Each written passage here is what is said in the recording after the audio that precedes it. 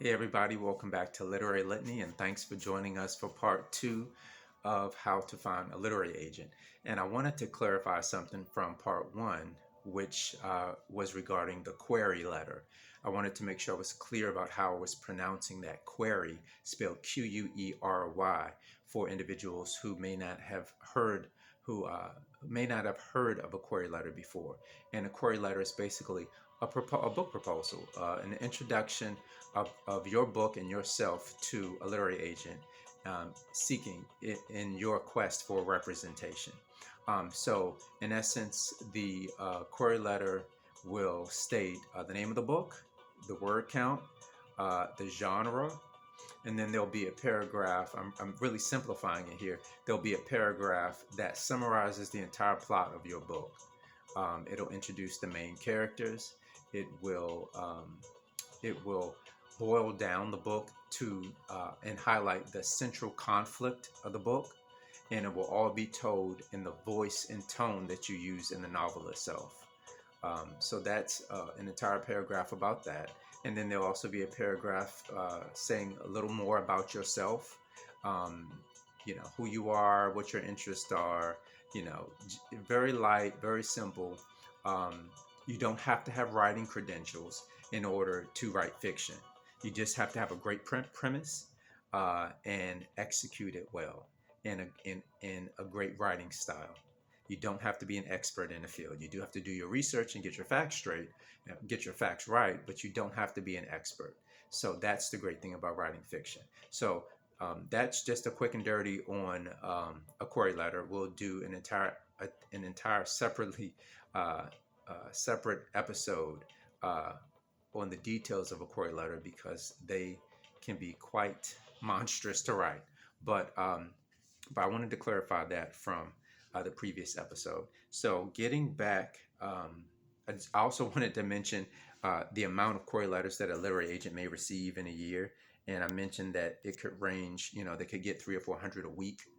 And that could amount to perhaps five and up to 20,000 um, a year. So depending on, how successful the agency is or how new it is or old it is, um, they could receive hundreds of submissions a week and possibly tens of thousands a year, up and thousands or up to tens of thousands a year. So keep that in mind when you submit. You want your query letter, you want your submission to be flawless so that you can stand out above the rest. And I think I might have mentioned in the previous episode that agents often have readers who will read through these queries before they get to the agent, just to make sure that, number one, you got the right genre, you sent it to the right agent, and that also that the writing is up to par before they send it off to the literary agent. So they act as kind of a filter before the agent gets it. So how much does a literary agent make? Uh, if a literary agent sells your book to a publishing house, they make a commission between 10 to 20%. So uh, they've got to love your book and be committed to your book and love it just as much as you do, because their commission is at stake. That's why they're in it. They're in it because they love the book, but they're in it also to earn a living. Um, and their income is largely based on selling your manuscript. So they really have to love your book and be committed to it, because just like we face rejection from agents when we submit our work, the agents are trying to gain the interest of uh, editors at publishing houses. And so they also have to write query letters to these editors to interest them in your book. Um, so they've got to put as much effort into it as we do, and they essentially take over our role when we were trying to win them over to get to be signed with their agency with our query letter and our book proposal. Now they have to be us when they deal with editors at publishing houses, and they have to write their own query letter and own book proposal in order to gain the interest of an editor and sell your book. Okay. So let's see. Let me move through here. I got some notes just to make sure I don't forget anything.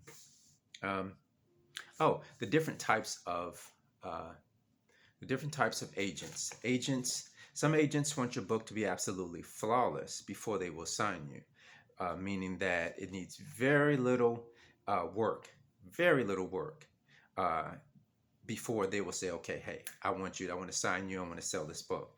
Okay, other agents are a little more hands-on when it comes to books that need some editorial help.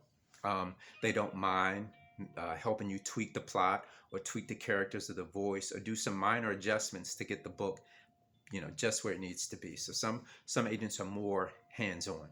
Um, then you've got other agents who they love your book, they see that it has promise, but um, it needs a little work. So, but these agents are willing to get in and help you make corrections to your book. But sometimes these agents may base signing you on how you take editorial feedback.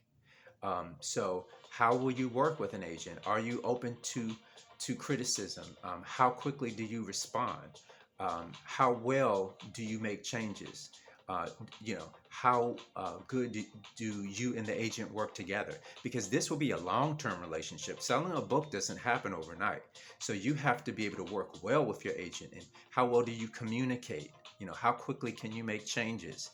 Do you both have the same vision for the book? So all of those questions um, can be asked by agents, and some agents will take uh, changes to a book as an opportunity to see how well they might work with you before they sign you. So keep that in mind. Some agents, they're not hands-on when it comes to making edits, and your book has to be pretty much flawless. Some agents are hands-on and they will sign you and work with you on the book. Some agents are hands-on, but they will make uh, your working relationship with them in improving the book a precursor.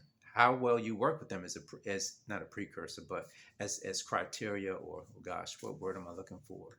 As they'll use that to determine whether or not you guys will be able to work together, and whether they would be interested in signing you. Let me say it like that. I'm at a writer who's at a loss for words and getting tongue tied. That would be a first, right? Right. Okay, so let's see. I talked about the three types of agents. I got my notes, so I want to make sure I get everything. Okay. Some people see agents as gatekeepers and they keep some good books from hitting the store. And, you really can't fault people for feeling that way, because there are a lot of great books that just don't make it. Uh, but it's not that agents don't want to find good books, it's that there's so many submissions that they can choose. They just have a plethora of good books, but only a few can make it because they only have a few. These publishing houses only publish a few books a year. So agents really they can't sign hundreds of artists a year, because there aren't that many positions open in some of these publishing houses. There aren't that many spaces for these books. So agents have to pick the ones that are absolutely the biggest, best books that they can find. And unfortunately, there are other awesome books out there, but they just don't have room for them, or for whatever reason, that book doesn't make it. Either they already have another author with a similar concept, or the book didn't resonate with them as well. It doesn't mean that the book isn't great, but it just the stars did not align. And we'll talk more about that, because rejections and the reason why you get rejected by a literary agent. Oh my gosh, there are endless episodes of that. There will be endless episodes of that on this channel. We will talk about that. So out of thousands of submissions a year, agents may only pick a few. They may only sign a couple or a few artists, a couple or few writers. So that's not a slight to us as writers, but it just shows you how much competition is out there. Now, on the opposite side of that, some people see agents as filters for editors and really for the readers out here, so that we only see the best work. And so you can try to look at it in that positive light. They're filters, so we only get the best work. Hey, you got to tell yourself something. So I want to ask you guys, have you been submitting to literary agents? And if so, what has been the result? What kind of feedback have you been getting? Um, what is your opinion? Are you understanding feedback? Are you just getting form letters?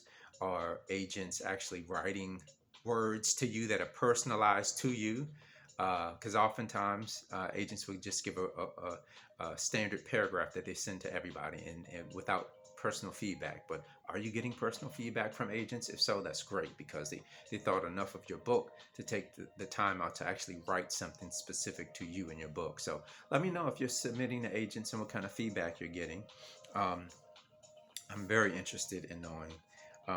This writer's journey can be tough, and we can do it together. So please, write in the comments, and I love to hear some of your stories. And as I wrap this up, I hope that you continue to like and comment and share, subscribe, and turn on the notifications for this channel, so that you can tell all your writer friends, everybody, that we exist, that we're here, that we are on our writer's journey, and more of us are jumping on the bandwagon, and we're working together so that we can reach our writing goals, whether it's to be traditionally published, whether we're going to self-publish, whatever our goals are as writers, whether we want to write something for ourselves and be happy with it, and never let it see the light of day, but only know that we wrote it.